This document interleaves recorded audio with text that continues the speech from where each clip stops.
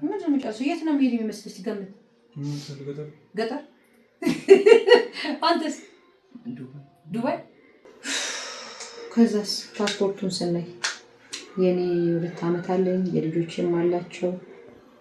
የትንሿ የኪያ ግን ኤክስፓየርድ አድርጓል ከ2 ወር በፊት።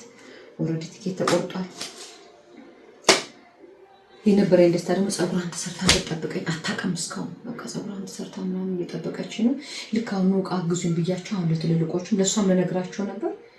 የእነሱን ደስታና የእሷን ሀዘን የእውነት እኔ ራሴ ከፍቶኛል። እኔ ትልልቆቹ ቢቀሩ እነሷ ብትሄድ ነበር የምደሰተው።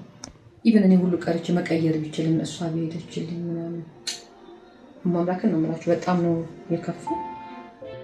ማልቀስ አይቻልም።